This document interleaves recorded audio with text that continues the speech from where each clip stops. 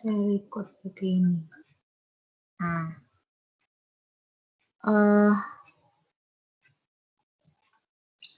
jadi ini problem 3 kita bahas problem 3 dulu.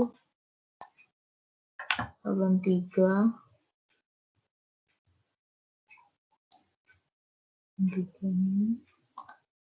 Oke. Problem 3. Tresia itu merupakan seorang akuntan publik dan mengajak kedua rekannya, yaitu Edita dan Sherlita, untuk membentuk suatu firma akuntan publik dengan nama KAPTES dan rekan pada 1 Januari 2020. Nah, pada tanggal tersebut, masing-masing partner itu memberikan setoran awal, Tresia, kendaraan, dan sampai bawah lah. Oke, Sherlita juga. Jadi ada Tresia, ada Edita, ada Sherlita. Nah, kita salah satu ya. Pertama 1 Januari dulu. 1 Januari berarti ini aku langsung ada isinya lah ya, biar jadi kalian tuh nggak kelamaan videonya nungguin aku ngetik. Jadi ini kita langsung masukin Tresia, berarti kendaraan 200.000. Habis itu equipment peralatan 50 juta. Tadi 200 juta misalnya. Terus 50 juta. Dan jadi jumlahnya adalah 250 juta. Nah, habis itu masukin punya si Edita. Edita itu buildingnya 1 miliar. Habis itu dijadikan kantor, cash ya, uang tunai 300 juta. Jadi semuanya 1.500.000. Nah, untuk Sherlita itu mesin, dia nyumbang mesin 150 juta dan juga nyumbang perlengkapan, supply 100 juta. Jadi semuanya 250 juta. Nah, dibilang di sini menetapkan rasio pembagian laba bersihnya sesuai dengan modal awal. Berarti kita lihat di sini modalnya ada 250 juta, lalu ada 1.500.000, ada 250 juta. Rasionya berarti 1 banding 1. Karena ini dua-duanya sama, 250 juta berarti ininya tinggal caranya 1.500.000 dibagi 250 juta. Beginding. Ya, terus itu sekarang lanjut. Pada tanggal 5 April 2020, Edita ini melakukan penarikan tunai sebesar 200 juta untuk keperluan pribadi. Seperti yang sudah saya katakan bahwa keperluan pribadi itu kan drawing ya. Aku yang tadi kan baru ngasih tahu bahwa mengambil keperluan pribadi itu drawing. Nah, drawing itu di jurnalnya adalah editas drawing pada cash. Karena apa? Karena perusahaan mengeluarkan cash untuk penarikan pribadinya Edita. Makanya dia 200 juta masuk editas drawing pada cash. Nah, selanjutnya Sherlita memberikan pinjaman kepada firma sebesar 100 juta. Nah, di sini sisi perusahaan berarti dia dapat cash dong, karena kan dia dapat pinjaman. Berarti 100 juta. Nah, selanjutnya, ini udah ya, ini pasti bisa lah ya kalian semua. Terus pada akhir tahun, seluruh aset tetap dengan mengalami penurunan nilai sebesar 10% atau impairment 10%. Selama tahun 2020, firma berhasil memperoleh penghasilan sebesar 1.200.000 juta. Beban-beban operasional yang diakui oleh KAP, 35 juta, dan tarif pajak. Nah, pertama, satu-satu dulu mengalami penurunan. Berarti ini kita bikin jurnal impairment. Nah, jurnal impairment. Berarti capital semua berkurang. Dan masukin semua aset tetap. Aset tetapnya apa? Ada vehicle, ada equipment, terus ada building, ada mesin. Ya, masukin semua ke sini. Nah, ini itu dapetnya dari mana? Ya udah berarti tinggal dari nominal yang tadi dikali 10% semua karena mengalami penurunan 10%. Nah, setelah udah, Tresias capitalnya juga berkurang. Berkurangnya sebesar berapa? sebesar perbandingannya 1/6 ya. Kalian pasti udah ngerti lah ya cara ngitungnya. Ya, jadi tadi jumlah ini dikali 1/8 kali 6/8 dan kali 1/8. Setelah jurnal impairment, kita masuklah ke jurnal di akhir tahun, biasa adalah jurnal adjust drawing ya, harus di adjust drawingnya. Berarti tinggal dibalik. Awalnya drawingnya di sini kita balik ke kredit dan cash-nya kita ganti jadi editas capital. Jadi editas capitalnya harus berkurang karena kan dia minjem gitu. Setelah itu kita hitung income summary atau kita jurnal penutup. Nah, kita hitung dulu revenue-nya itu berapa. Revenue-nya kan 1.200.000.000, beban operasionalnya 325 juta. Jadi gini, habis itu kurang tax-nya 20%. Ya kalian pasti paham lah ya, perhitungan ini kan udah dari AD mungkin ya, udah dari AD, udah diajarin ini. Habis itu udah 700 juta terus ini. Nah ininya jangan diubah-ubah dulu. Kenapa? Karena kita harus hitung ininya dulu, income distribution schedule-nya. Nah, ini kan ada Tracy, Ayita, Sherlita. Ininya sama ya, kayak yang kita udah bahas di problem 2. Habis itu, salaries-nya kita bisa lihat. Mana salaries-nya? Tracy itu 8 juta per bulan, berarti 8 juta kali 12, ya, karena 12 bulan. Terus 7 juta per bulan, berarti, Edita, sorry. Edita itu 30 juta per kuartal, berarti 30 juta kali 4, karena kuartal kan dibayar selama 3 bulan sekali, berarti 4. Habis itu ininya sama kayak tadi 7 juta kali 12 ya, yang ini 7 juta kali 12. Tuh, habis itu ditambah jadi 300 juta. Interestnya yang sudah kita hitung terlebih dahulu, sama kayak kemarin caranya. Ya, caranya sama. Tapi ini kan gampangnya dia cuman satu ya, nggak ada yang kayak penambahan. Jadi langsung 250 juta kita 250 juta ini kita kalikan dengan 5%. Gitu. 5% dari mana ini ya? 5%. Mendapatkan bunga 5%. Begitu juga dengan ini, tapi karena ini dia kan ada drawing 200 juta, berarti dia berkurang. Gitu, berkurangnya ini lihat dia ngambil drawingnya kapan? 5 April. Sama 5% juga. Berarti kita masukin deh interestnya 11 sama 67. Nah, ini ada ralat ya dari koor bahwa ini Tracy sama Edita aja. Meskipun di sini Sherlita gantinya Edita gitu, kata si koornya. Nah, habis itu kita hitung bonus. Bonusnya gimana? Bonusnya di sini bisa dilihat bonus itu 20% dari total net income dikurang gaji.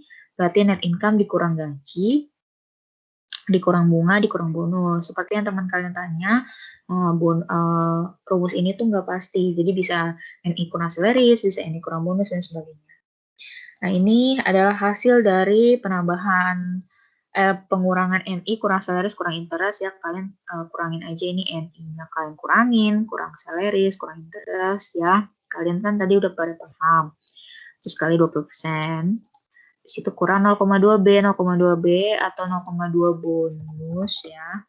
20% kali bonus. Setelah itu bonusnya sama ditambah jadi 1, enggak aku tulis aja deh 1,02 bonus sama dengan 64 juta. Berarti bonusnya dengan ini dibagi 1,02. Nah,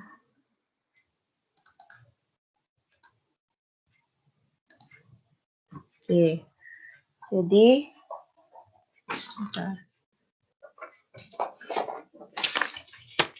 Jadi udah dapat semua itu.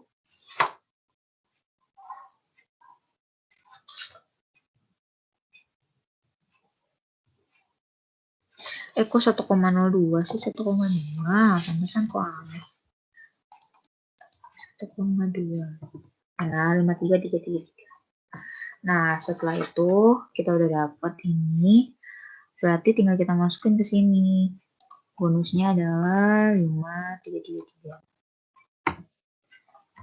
Jadi udah ditambah, habis itu hasilnya 433 ya, ini kan sama ditambah juga, ini 433.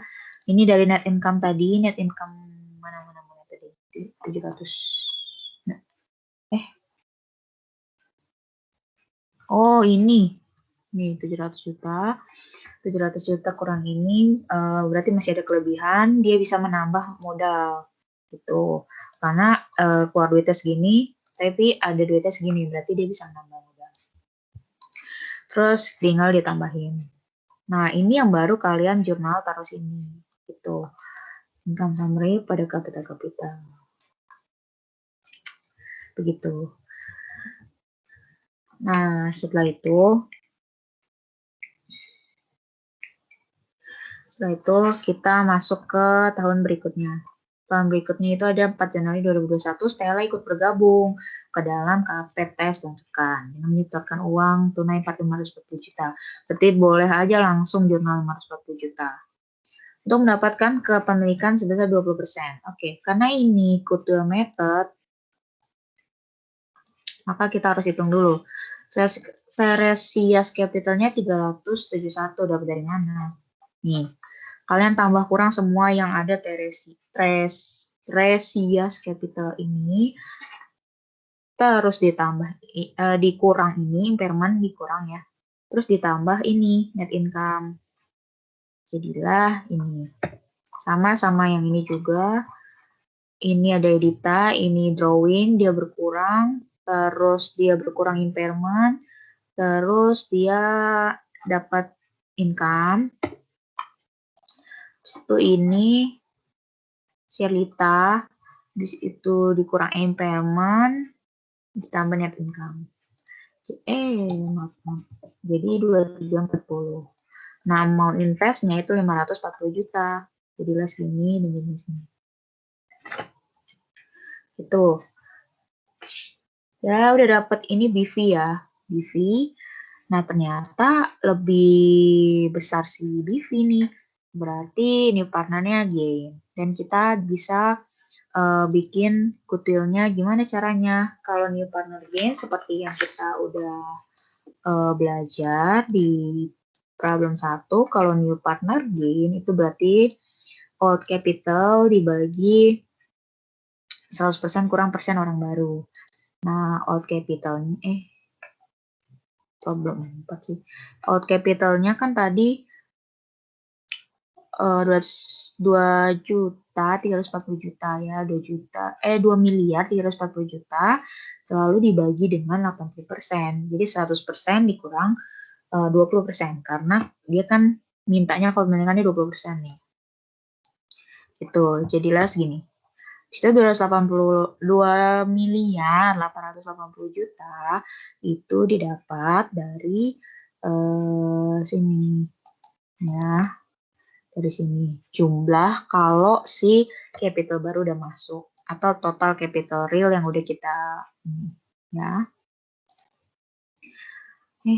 Terus udah dapat, kita masukin ke goodwill ya, seperti yang pernah dijelaskan bahwa goodwill di debit lalu ditambahkan jadilah telas kapital keseluruhan. Nah, jadi ini jurnalnya. Oke, jadi nyari BV, habis itu lebih besar mana, habis itu karena ini goodwill, ingat ya, karena ini goodwill, jadi kalian harus pakai rumus yang ini dulu, dia gainnya yang mana nih. Nah, habis itu rasio pembagian laba bersih setelah ini jadi 2:4:2:2. Pada tanggal 7 Januari, Sherlita memutuskan untuk meninggalkan dengan menerima uang tunai sebesar 300 juta. Partially goodwill method. Berarti yang dicatat cuman yang Sherlita. Nah, kita taruh dulu total Sherlita Capital dari yang ini. Ya, Sherlita Capital atau dia tadi pas apa namanya? Apa sih tadi ini? Pas new partner masuk itu berapa, bisa lihat langsung aja dari sini atau bisa juga dari sini. Ditambah-tambah lagi, tapi kan lama. Jadi langsung aja lihat yang dari terakhir, makanya ini kalian harus benar dulu, karena kalau kalian ini benar, maka sampai bawah benar. Sudah, baru cashnya dia kan menerima uang tunai 300 juta. Nah, berarti ada loss di Sherlita. Kenapa? Karena cashnya dapatnya lebih kecil dari si modal di awalnya. Dan partially goodwill method. Setelah itu, makanya baru kita lagi-lagi kita boleh dulu ininya, baru ini terserah lah mau kalian apa dulu. Kalau di sini Sherlitas Capital dulu pada cash, jadi perusahaan kan keluar uang sebesar 300 juta ya, sebesar 300 juta ini. Gitu. Habis itu ini Sherlitas Capital ini langsung dialokasikan ke aset ruginya nih. Ya, langsung dialokasikan ke aset. Jadi Sherlita kapitalnya berkurang pada aset sebesar 47.333. 47.33 dari mana ya ini ya? Kenapa nggak kayak yang waktu tadi? Nah, yang ini. Kenapa nggak yang kayak gini? Dia seperenam ini. Enggak, karena ini kan partially goodwill gitu. Jadi yang dicatat cuma Sherlita aja. Kalau yang ini kan tadi, nah ini kan tadi kan dia goodwill-nya all implied goodwill gitu. Udah itu aja sih ya, nggak terlalu susah. Cuman yang penting kalian runtut aja. Sampai ketemu di pertemuan berikutnya, dadah.